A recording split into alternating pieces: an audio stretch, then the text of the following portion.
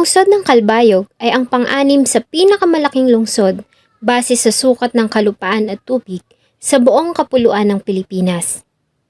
Ito din ay isa sa mga sentro ng kalakalan at komersyo sa Eastern Visayas.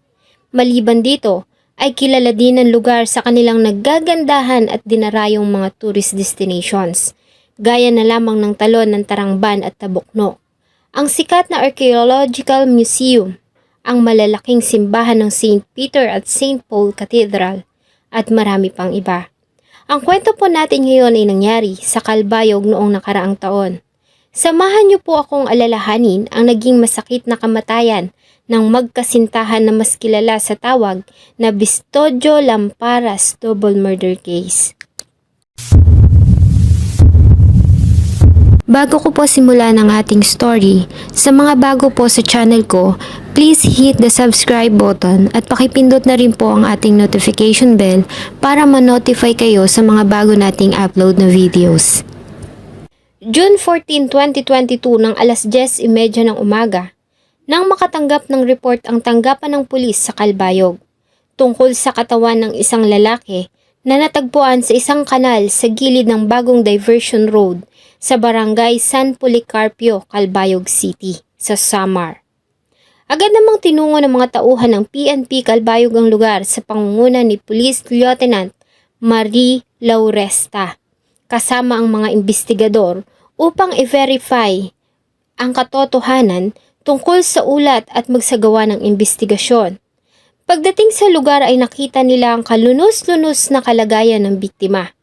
Ito ay kinilalang ang 20 years old na binata at estudyante ng Mechanical Engineering sa Northwestern Samar State University at residente ng Barangay Hamurawon na si Jade Andre Bastodio. Nakita nila ito na nakahandusay sa walang tubig na drainage at may sugat sa kanyang ulo. Ayon sa initial na investigation, ay huling nakitang buhay ang biktima ng bandang alas 8 ng gabi noong June 13, 2022, sakay ng isang motorsiklo. Sinundo nito ang kasintahan malapit sa isang pharmacy na matatagpuan sa barangay Kapuokan.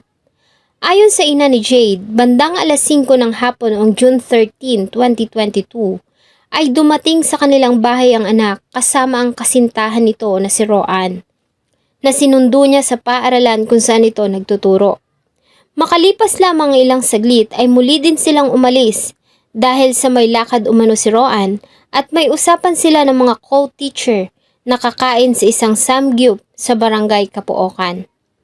Bago sumapit ang alas 8 ng gabi, ay muling nagpaalam ang anak na si Jade para sunduin ang kasintahan sa barangay Kapuokan at ito na umano ang huling sandali na nakita nilang buhay ang anak.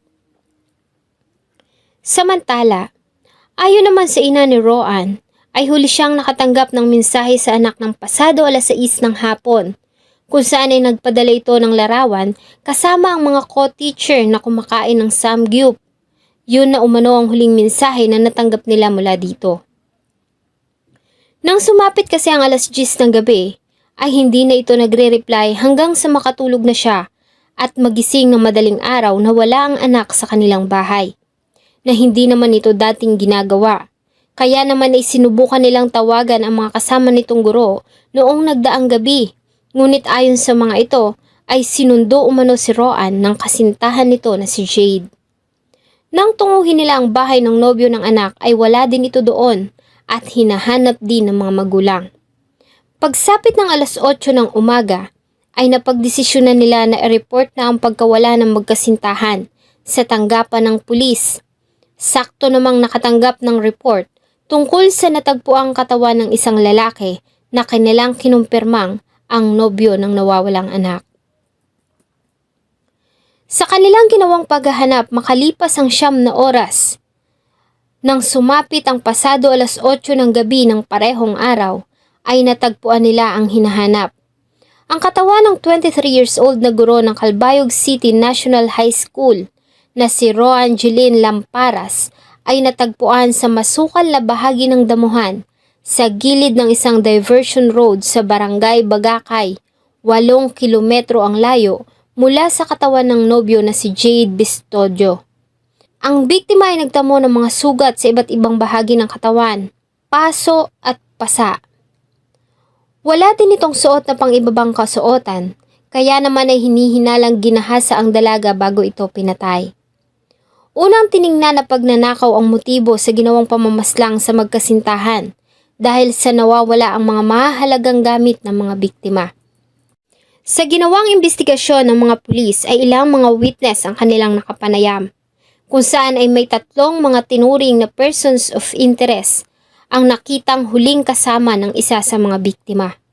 Ayon sa mga ito, ay dalawang motorsiklo ang nakita nila noong gabi ng June 13, 2022 na huminto sa gilid ng diversion road dahil sa nasiraan umano ang isa sa mga sakay na motor.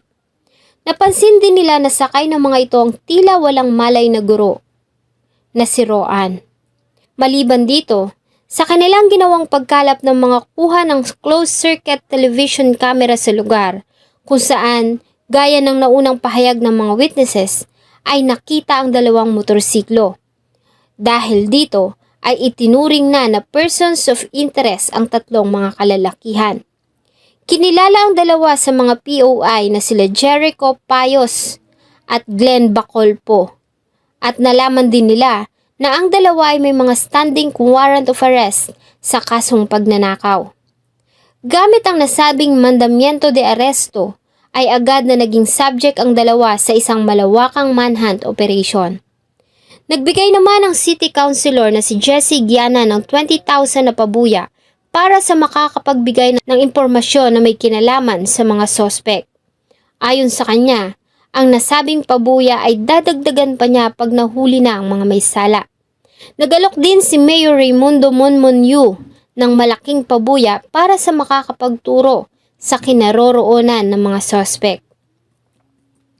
Sa resulta ng ginawang autopsy sa katawan ng mga biktima, ayon sa medical examiner, si Pistodio ay namatay sanhi ng hypovolemic shock o labis na pagdurugo sanhi ng tinamong sugat mula sa tama ng baril sa kanyang ulo.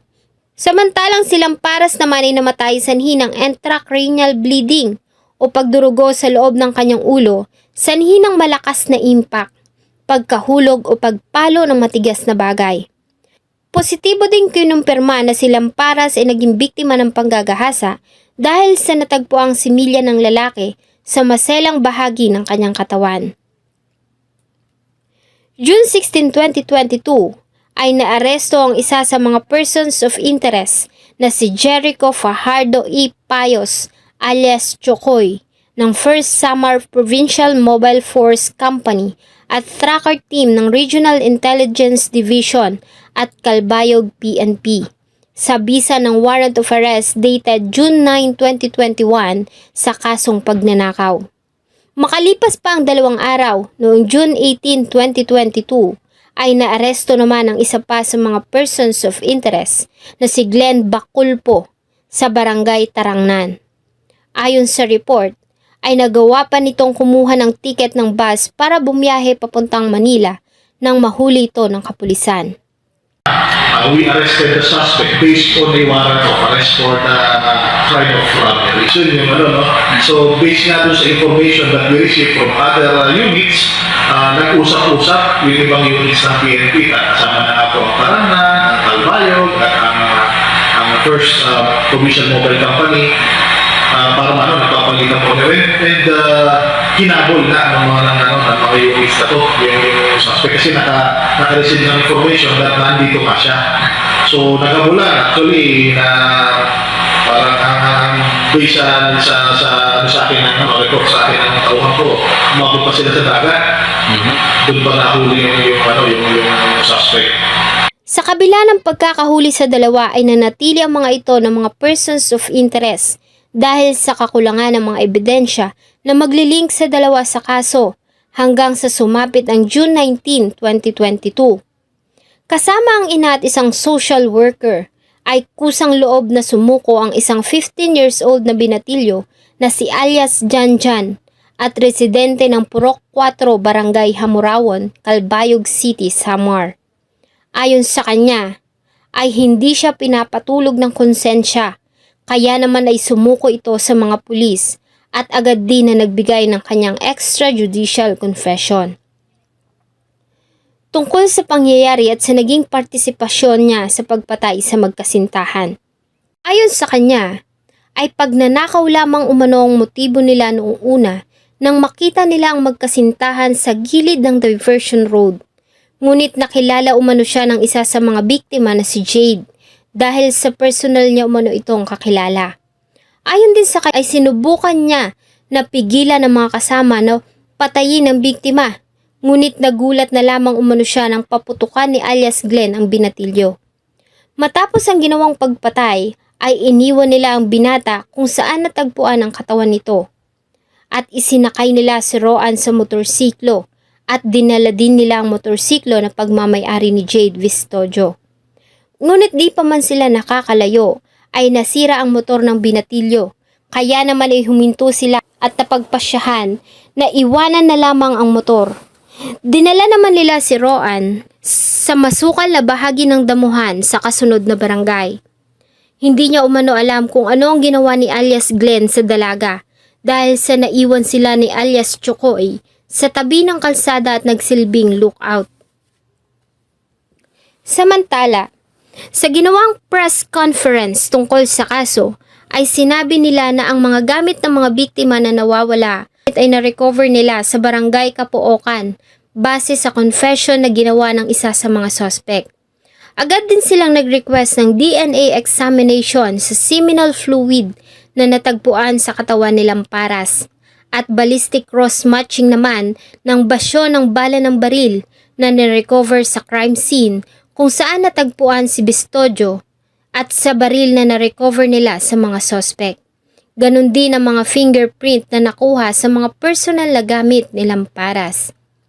June 20, 2022 ay inindorso ng Calbayog City Police Station sa pangunguna ni Lieutenant Colonel Erickson del Rosario ang kaso sa Calbayog City Prosecutor's Office.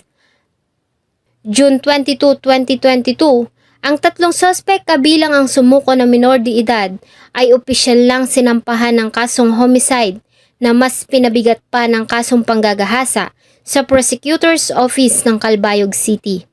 Ang tatlo ay nasa ilalim ng kustodiya ng Calbayog City Police habang hinihintay ang mga paglilitis.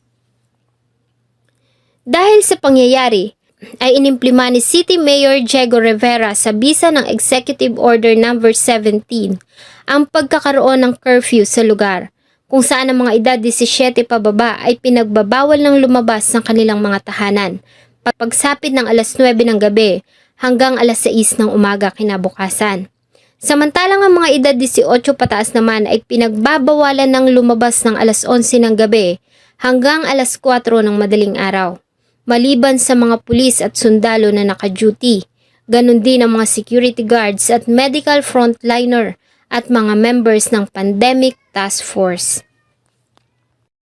Shoutout po kay Ma'am Maria Nena Casoyla sa Italy, Melody Nasilwan sa Singapore, Becca Solano sa Jordan, Duel Studio, Marisa De Vera sa Olongapo City, Ma'am Jenny May Ortegero Roldan sa Qatar, Ma'am Ruby Gul sa Hong Kong, Ma'am Eileen sa Aichiken, Japan, Cag 6 Southern California, Ma'am Regina de Great San Mateo Rizal at Pearl Manalang sa Antipolo City, Rizal. At sa inyo pong lahat na patuloy na sumusubaybay at tumatangkilik ng atin pong mga videos. Marami pong salamat. Huwag niyo pong kalimutang mag-iwan ng inyong saloobin at suggestion sa atin pong comment section. Thank you so much po and see you in my next video.